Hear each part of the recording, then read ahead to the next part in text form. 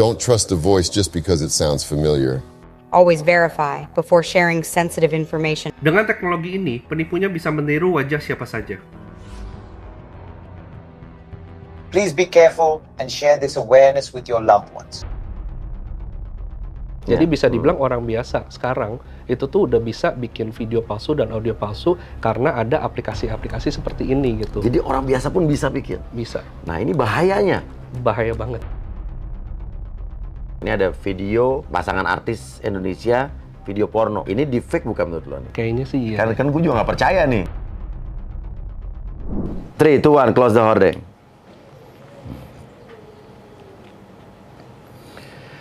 Yes, kembali lagi bersama saya Uya Kuya, a.k.a. Surya Utama, Sarjana Ilmu Politik Universitas Indonesia, sekaligus juga bacalek DPR RI untuk Dapil Jakarta Selatan, Jakarta Pusat, dan Luar Negeri dari PAN. Sekaligus juga Ketua BEM PAN DKI Jakarta. Dan kita bersama Alexander Marcel, pakar cyber security. Ya, yang kita akan ngomong soal penipuan online kali ya. Yang sekarang makin marak, di mana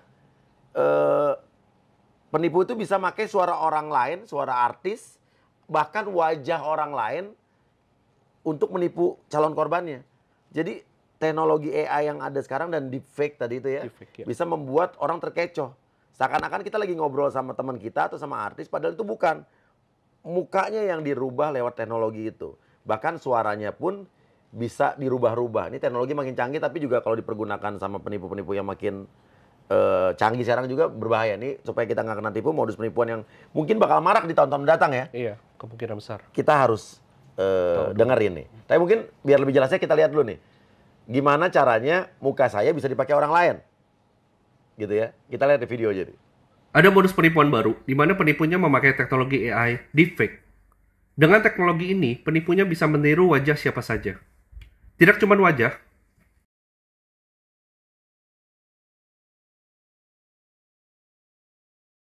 Even voice and language can be changed as they see fit. Please be careful and share this awareness with your loved ones. Nah, itu muka saya tuh. Iya. Itu pakai apa tuh? Jadi emang mungkin sebelum aku ke modus penipuannya ya Mas ya, Iya, aku coba jelasin dulu kali ya pengertian AI dan deepfake itu biar iya, lebih jelas. Nanti kita akan coba lo untuk merubah suara ya. Iya. Oke. Deepfake dan AI, Artificial Intelligence atau kecerdasan buatan. Oke. Seperti itu. Jadi mungkin secara simple ya, AI itu tuh adalah sebenarnya sama, dia program komputer. Tapi bedanya sama program komputer biasa tuh, si AI ini tuh bisa belajar dan makin pintar layaknya manusia, Mas.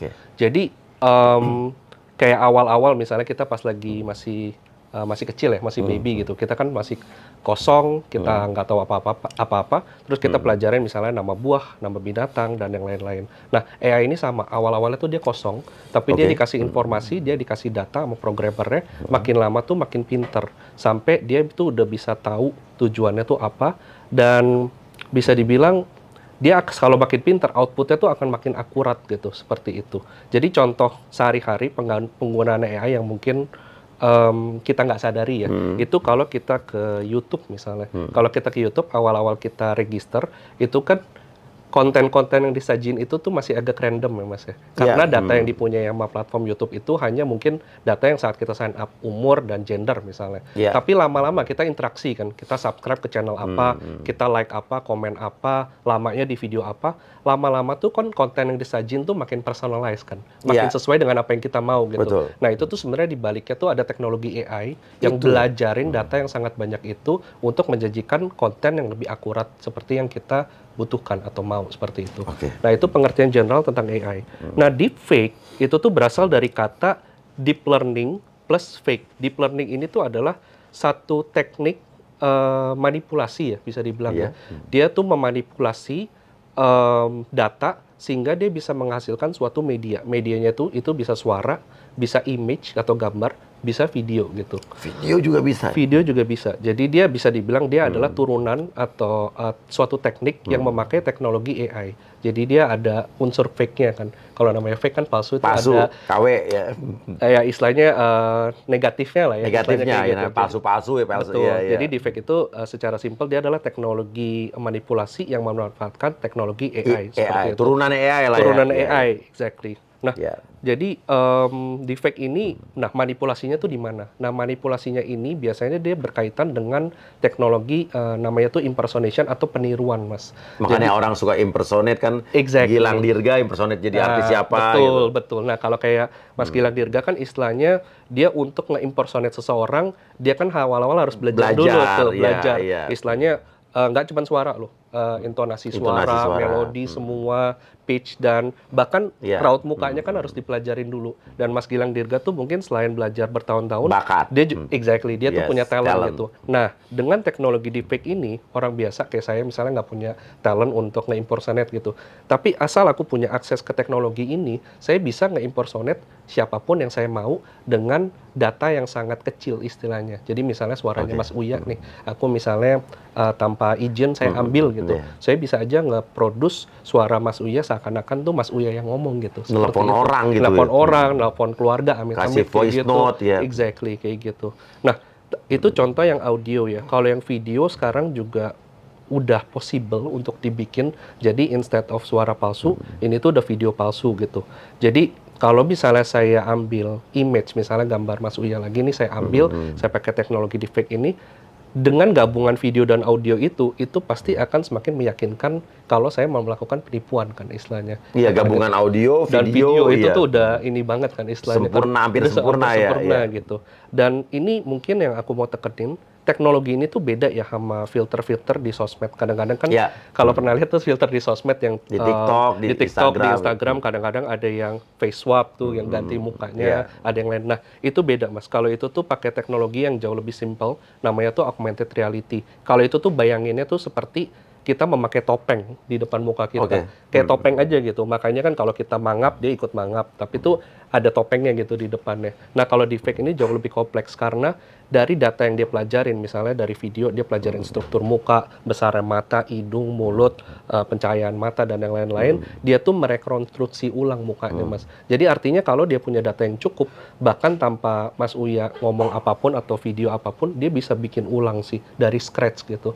Yang Mas Uya nggak ngelakuin nih, misalnya tiba-tiba datanya udah cukup dari deepfake itu. Dia bisa aja tiba-tiba kayak ngelakuin podcast di suatu ruangan yang sangat berbeda gitu. Bener-bener bikinin totally dari scratch ya. Gitu ya.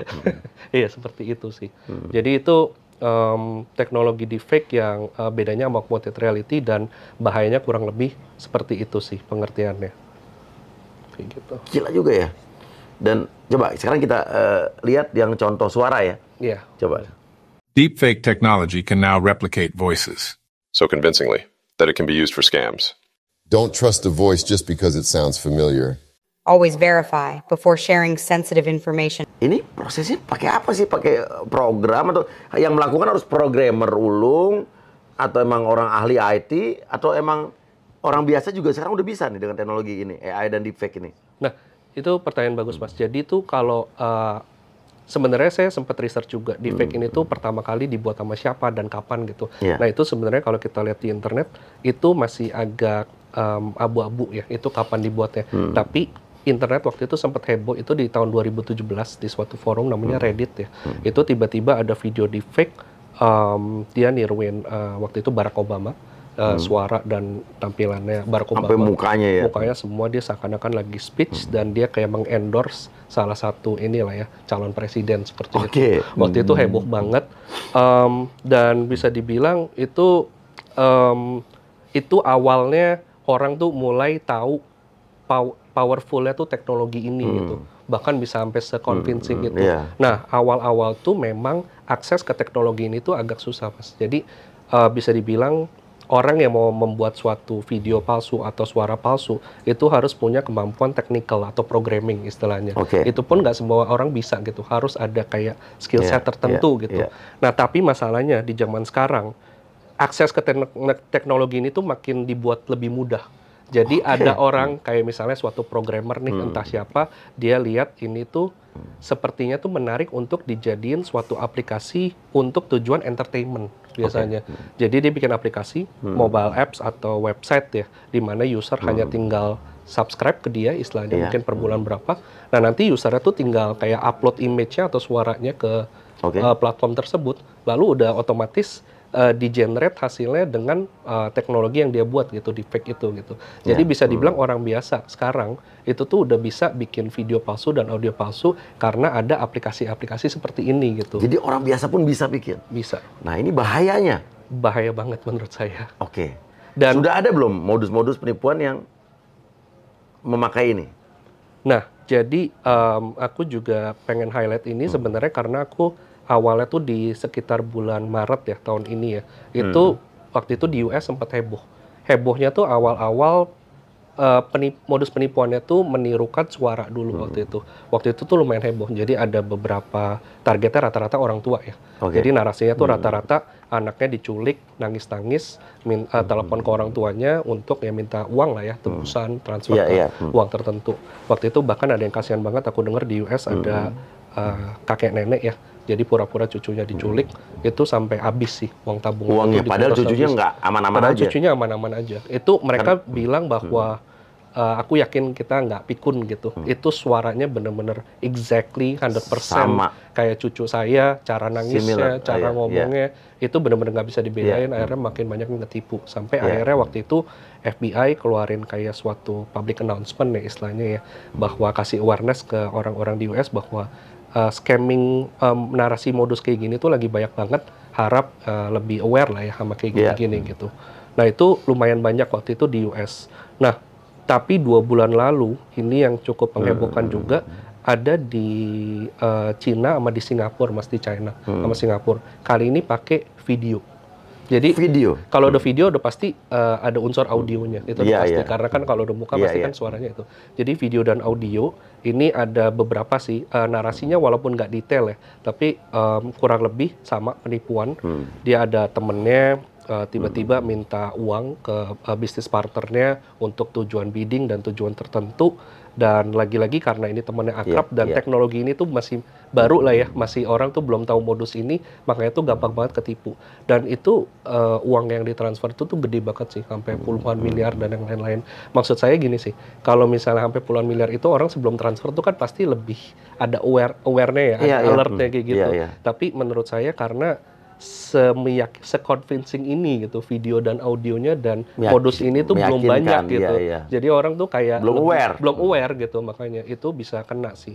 Jadi kalau misalnya orang-orang ngomong, kalau scamming ini kan biasanya yang kena tuh rata-rata ya mungkin ya orang tua atau orang yang mungkin ya pendidikannya kurang gitu. Tapi menurut saya dengan teknologi ini siapapun bisa kena sih. Pasti. Itu inilah pentingnya kita harus awareness seperti ini, edukasi seperti ini.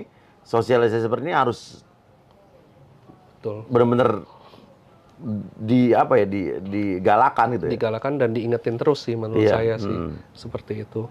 Memang menurut saya deepfake ini kadang-kadang ada yang nanya juga gitu. Kok ini serem banget gitu teknologinya gitu. Emang ini sebenarnya buat apa sih? Mungkin aku kasih share dikit juga ke teman-teman gitu. Sebenarnya deepfake ini tuh emang awal-awal dibuat itu banyak dipakai di industri entertainment terutama perfilman. Jadi kalau misalnya teman-teman pernah lihat film-film tuh ada yang kadang-kadang kan ada adegan flashback misalnya kita aktornya udah lumayan tua terus tiba-tiba adegan flashback pas dia masih muda, itu biasanya gimana? Dari direkturnya kan biasanya cari aktor yang mirip supaya diperanin flashbacknya gitu. Tapi kita sebagai penonton kadang-kadang kan ngerasa itu nggak imersif ya. Kadang-kadang ngomongnya kok nggak mirip sih kayak gitu. Biasalah kalau itu kan komen. Nah dengan teknologi deepfake ini dia bisa melakukan manipulasi wajah atau namanya tuh de-age ya atau pemudaan. Jadi ada aktor-aktor yang senior pas lagi adegan flashbacknya tuh dia bisa menampilkan dirinya tuh pas saat masih muda. Jadi itu imersif banget kalau secara penonton sih seperti itu. Oke, sekarang gue mau minta pendapat lo. Ini ada video artis, pasangan artis Indonesia video porno. Oke. Nah ini deepfake bukan menurut lo nih? Ini ya kita lihat nih.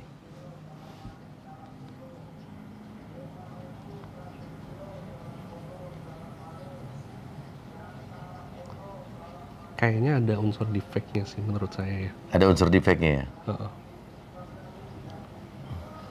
Atau kan yang lagi heboh nih? Tahu. Ya. Kayaknya sih iya. Kan gue juga nggak percaya nih. Menurut saya sih iya. Kok bisa tapi mirip banget. Semirip ini dan kayak nggak ada potongannya gitu ya? Iya. Biasanya pernah lihat nggak ini video ini? Pernah sih. Pernah. Iya. Penasaran kan? Kayak gini Mas, biasanya kalau orang ngomong video deepfake ya, itu ada yang biasanya ahli-ahli tuh ngomong, oh kamu harus perhatiin biasanya tuh matanya. Matanya tuh katanya kedipannya nggak normal, terus kalau lagi ngomong mulutnya tuh nggak sinkron gitu. Tapi menurut aku jangan patokan nama itu sih. Iya. Namanya teknologi tuh makin lama tuh makin advance. Jangan sampai kita perhatiin, coba analisa sendiri.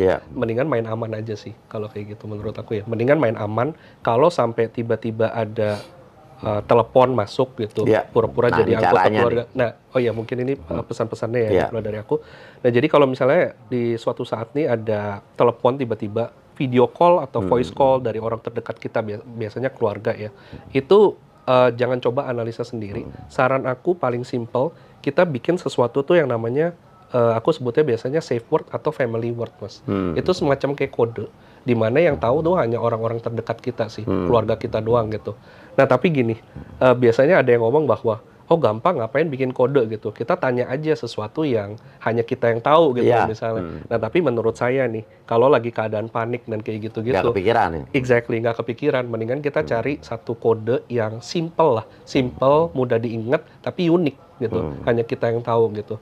Menurut aku, memang caranya nggak sophisticated, tapi aku jamin ini tuh udah di-share sama kepolisian di Singapura, di China, bahkan FBI. Mereka bilang ini cara yang sangat efektif sih. Kelihatannya simple, tapi lakukanlah dan mulai sekarang bikin yang namanya safe word yang, dan ingat-ingat terus lah pokoknya. Kalau ada kejadian tiba-tiba minta duit atau apa, tolong kode seperti simple itu. Aja gitu ya. Simple aja yang tapi tahu unik. Cuman keluarga inti aja ya. Betul, kode simple dan unik seperti itu. Rata-rata ibu, suami, anak gitu ya? Iya, ibu, suami, anak, dan mungkin kalau mau teman dekat lah ya, benar-benar dipercaya. Iya. Tapi kadang teman suka makan teman kan? Ini bocorin rahasia ya. Itu bisa juga sih. Kalau misalnya telepon, halo Bu, aku diculik, passwordnya gitu ya. Iya, kurang lebih seperti itu. Dan menurut aku memang satu lagi, kalau itu kan dari apa yang bisa kita lakukan kan. Tapi kalau dari mungkin ada himbauan juga sih buat kayak mungkin kepolisian atau badan-badan yang emang menghandle masalah ginian, lebih kasih awareness-nya mungkin lebih detail sih. Karena kadang-kadang aku lihat, kadang-kadang tuh misalnya ada modus penipuan, kayak waktu itu sempat heboh tuh APK, aku inget tuh. Yang APK? Di Android. Yang ngedownload undangan atau paket kiriman, yang kode belakang APK di download, phishing terus tiba-tiba di phishing, tiba-tiba uangnya di mobile banking terkuras.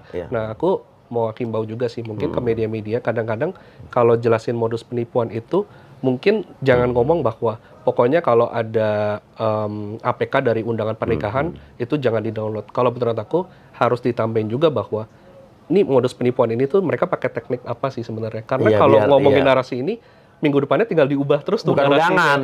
Bukan undangan, tiba-tiba cek resi lah, cek apa kayak gitu. Ini ada kejadian beneran, Mas. Jadi ada beberapa saudara saya juga bilang, oh yang saya tahu tuh undangan pernikahan gitu. Cek resi pikirnya bener gitu. Nah itu kan makanya kan message yang kurang lengkap lah menurut saya sih kayak gitu sih. Tapi sebenarnya kan sekarang APK sudah berubah juga kan, ada PDF tapi dengan yang berbeda tulisan PDF-nya. Betul PDF seperti itu. PDF pun bisa phishing kan? Bisa kita download, tiba-tiba keinstall sesuatu, nanti rekening kita hilang di bank. Betul seperti itu.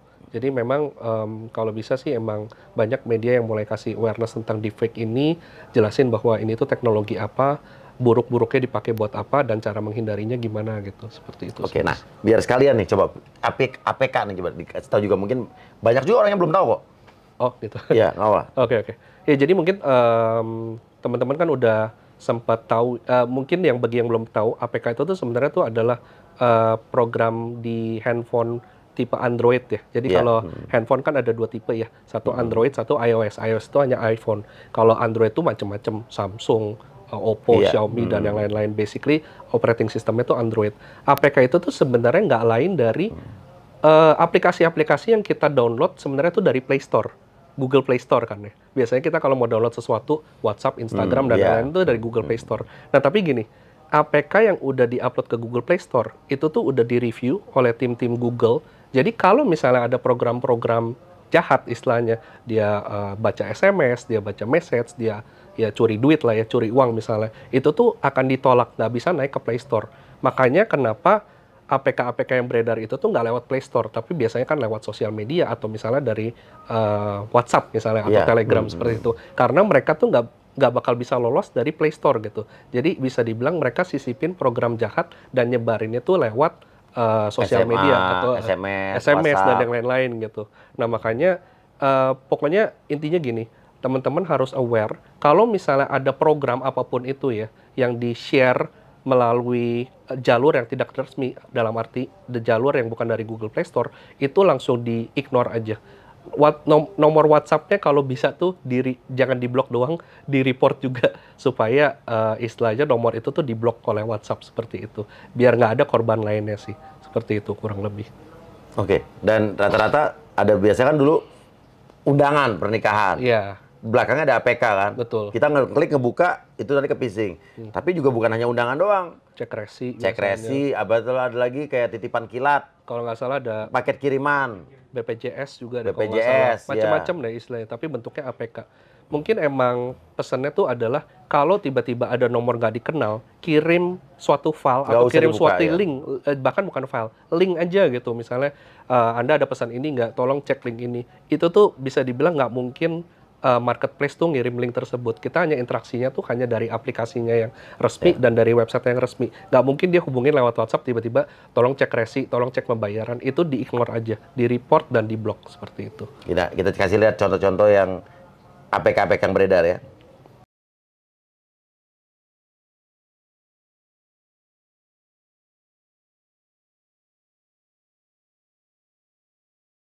Nah, tapi karena sekarang benar nggak sih udah PDF juga dipalsuin? Iya. Jadi kode belakangnya PDF tapi dengan konsep tulisan yang berbeda ya? Iya, betul. Jadi sebenarnya itu kalau diklik PDF-nya itu sebenarnya APK juga Mas sebenarnya. APK juga. Iya, Cuma dia diganti belakangnya betul, jadi PDF. PDF, betul. Oh, beda ini PDF asli apa PDF palsu apa sih? PDF phishing sama? Jadi kalau misalnya yang PDF phishing itu tuh dia pakai tulisannya mungkin aku bisa share di screenshot kasih lihat ya. Nanti ada tulisannya seperti ini. Nah itu kalau kayak gitu di-ignore aja sih. Tulisan PDF-nya tuh beda sih. Beda ya? Nanti kita coba tunjukin yang asli yang palsu. Oke, ini yang asli.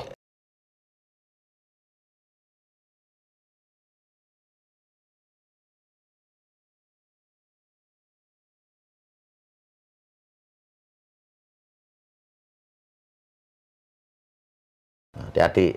Nanti bisa jadi nih berapa minggu lagi, berapa bulan lagi ada lagi yang serupa dengan tulisan yang berbeda ya. Betul, betul. Intinya kalau dapat kiriman itu dari nomor yang nggak dikenal nggak usah dibuka.